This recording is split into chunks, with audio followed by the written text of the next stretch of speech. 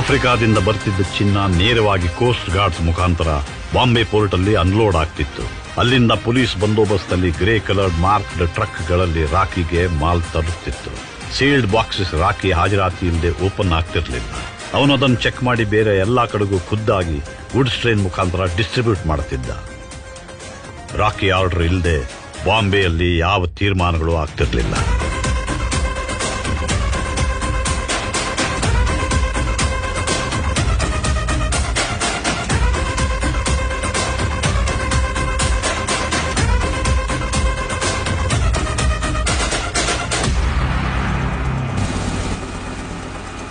ಬೆರಳ ಹಿಡಿದು ನಡೆಸಿದ ಮೊದಲ ಮಾತು ಕಲಿಸಿದ ಅವಳ ಮಾತೇ ವೇದ.